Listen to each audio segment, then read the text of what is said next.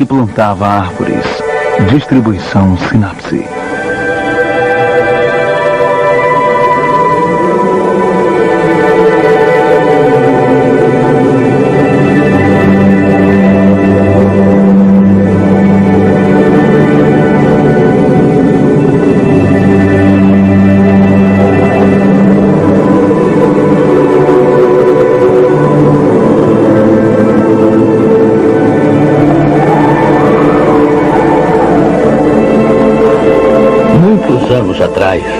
Fiz uma caminhada através de um terreno montanhoso, completamente ignorado por turistas, numa parte desconhecida dos Alpes que penetra a região da Provença. Na época em que parti em expedição para essas terras altas e estéreis, que chegam a atingir 1.300 metros de altitude, elas consistiam de terrenos descampados com vegetação rasteira. Nada crescia lá além da lavanda selvagem. Resolvi cruzar a área em sua largura, prolongando a caminhada. Depois de 3 dias andando, cheguei a um lugar extremamente desolado. Acampei perto das ruínas de uma aldeia abandonada. A água do meu cantil havia acabado no dia anterior e eu precisava enchê-lo novamente. Esse grupo de casas destruídas, semelhante a um ninho de vespas feito em pedaços e abandonado, me fez pensar que algum dia devia ter havido uma fonte ou um poço por ali.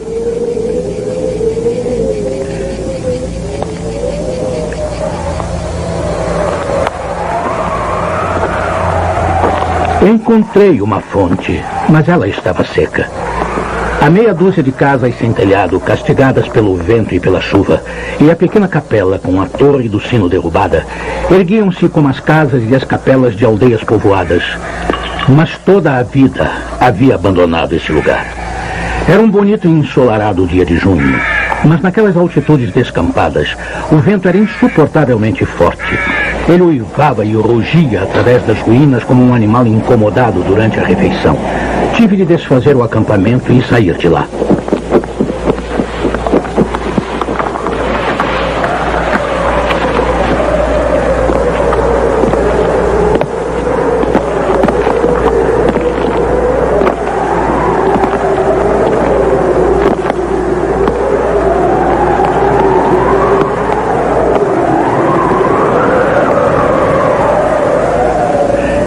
Cinco horas de caminhada depois, eu ainda não havia encontrado água e nem tinha motivo para pensar que encontraria. Por toda a parte, a mesma seca imperava. A mesma grama ressecada crescia.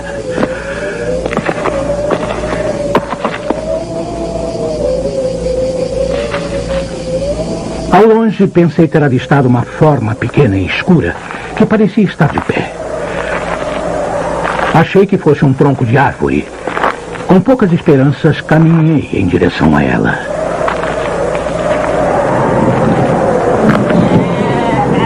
Era um pastor.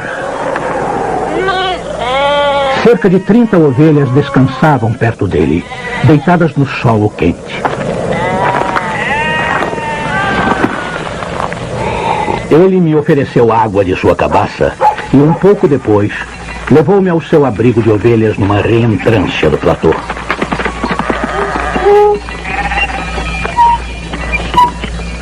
A água que ele carregava era de excelente qualidade e vinha de um profundo poço natural sobre o qual ele havia armado uma roldana bem rudimentar. O homem não falava muito. Os solitários são assim. Mas eu sentia sua segurança e sua confiança. Contudo, isso me pareceu incomum em uma terra tão inóspita. Ele não morava na cabana de pastor, e sim numa casa de pedra. Era fácil ver os concertos que ele havia feito com as próprias mãos para transformar a ruína que tinha encontrado em uma moradia. O telhado era sólido e à prova d'água. O vento batia nas telhas como ondas quebrando na praia. Do lado de dentro, tudo estava bem arrumado. O chão havia sido varrido, sua espingarda estava bem azeitada e uma panela de sopa fervia, pendurada sobre o fogo. Também notei que ele havia se barbeado naquele mesmo dia, que os botões de seu casaco estavam bem presos e que sua roupa havia sido remendada com tanto cuidado que era quase impossível perceber. Ele dividiu sua sopa comigo.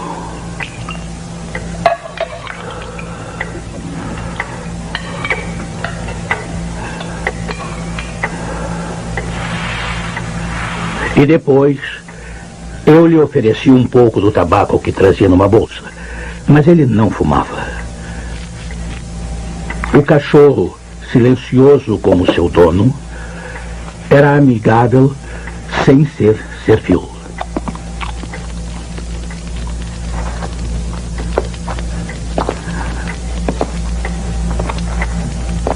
Nós concordamos que eu passaria a noite lá. A aldeia mais próxima ficava a quase 2 dias de caminhada. Eu sabia bem que havia poucas cidadezinhas na região. Eram 4 ou 5 aldeias, distantes umas das outras, espalhadas pelas encostas dessas terras altas, escondidas em bosques de carvalho localizados além de qualquer estrada. Elas eram habitadas por carvoeiros. Em lugares assim, a vida é muito difícil. A tolerância dessas famílias, que são forçadas a morar junto umas das outras, em um clima tão severo no verão quanto no inverno, se esvai com facilidade e a solidão aumenta a sua insatisfação. Sua ambição cega torna-se monstruosa por causa do eterno desejo de escapar de seu destino. Os homens levam seu carvão para a cidade e retornam em seguida. Até as personalidades mais fortes se desesperam nessa sucessão de esperança e decepção. Entre as mulheres reinam a inveja e as disputas. Para tudo há competição, desde quem vende mais carvão até quem pega o melhor lugar na igreja. Suas virtudes estão eternamente em conflito e seus vícios são uns maiores do que os outros, para não falar da briga geral entre vícios e virtudes. E não há trégua. Além disso, o vento, que também não descansa, perturba os nervos. Ocorrem epidemias de suicídio e muitos casos de loucura, quase sempre envolvendo assassinatos.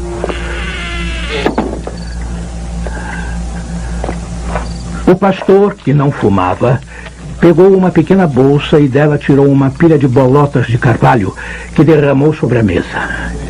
Ele começou a examiná-las uma após a outra com grande cuidado, separando as boas das ruins. Enquanto isso, eu fumava meu cachimbo. Perguntei se poderia ajudá-lo. Ele respondeu que aquela tarefa era dele. E realmente, quando vi como ele trabalhava meticulosamente, não insisti. E esse foi o fim da nossa conversa.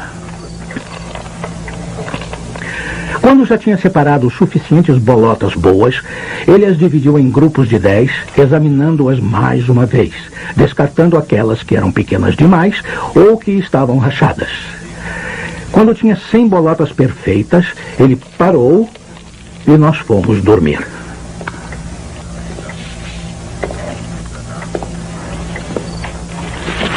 Só de estar perto desse homem, eu me sentia em paz.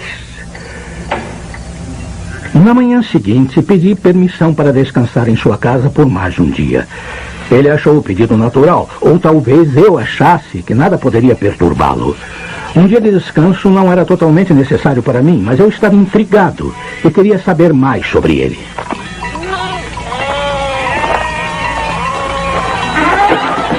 Ele tirou seu rebanho do abrigo e o levou para o pasto. Antes de sair, ele molhou dentro de um balde d'água as bolotas de carvalho perfeitas que havia selecionado e contado na noite anterior.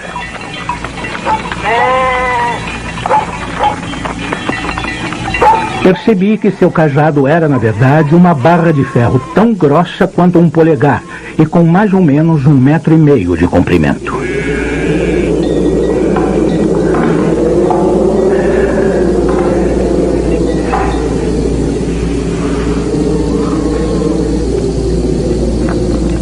Eu caminhei devagar, como se estivesse descansando, e segui uma rota paralela à dele.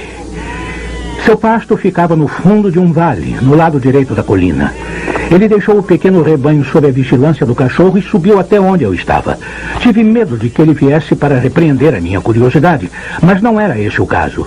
Ele veio até mim porque eu estava no meio do seu caminho e me convidou a acompanhá-lo se eu não tivesse nada melhor para fazer. Seu destino era um local 200 metros acima de onde estávamos, no alto do platô. Quando chegamos lá, ele começou a cavucar a terra com uma barra de ferro. No buraco que se formava, ele jogava uma bolota e o cobria em seguida. Ele estava plantando carvalhos. Perguntei se aquele terreno pertencia a ele. Ele respondeu que não. E será que sabia a quem pertencia? Não. Ele achava que eram terras públicas, ou que talvez pertencessem a pessoas que não as utilizavam. Ele não estava interessado nos donos da terra. E continuou a plantar suas 100 bolotas com grande cuidado.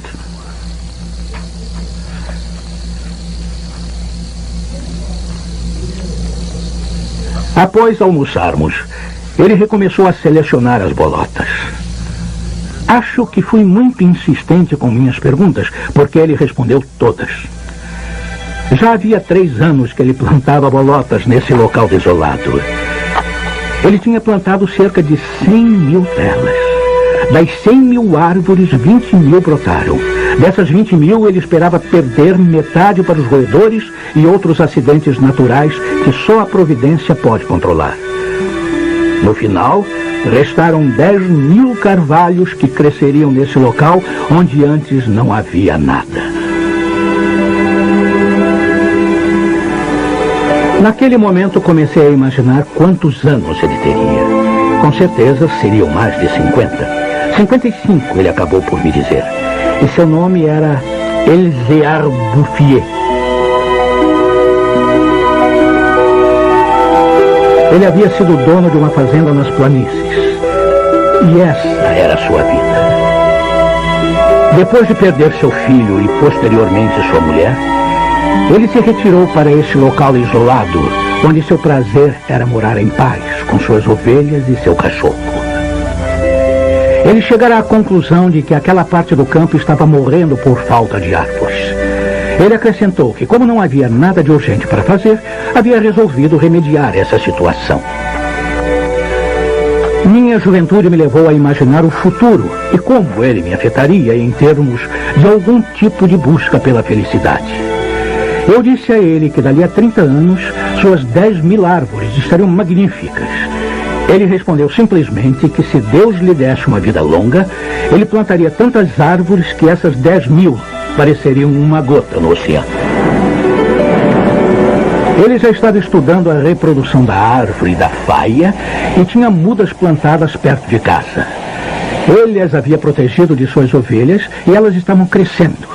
Além disso, ele estava considerando plantar bétulas nas terras mais baixas, onde havia uma certa umidade perto da superfície do solo. No dia seguinte, nós nos separamos. Uma ação já era outra. Ele agora possuía apenas 4 ovelhas, mais cerca de 100 colmeias de abelhas. Para proteger a plantação de árvores, ele se livrou das ovelhas que as ameaçavam. Ele não havia prestado atenção à guerra, apenas continuou plantando, imperturbável. Os carvalhos plantados em 1910 tinham agora 10 anos e eram mais altos do que eu ou o pastor. Que espetáculo impressionante! Literalmente perdi a fala.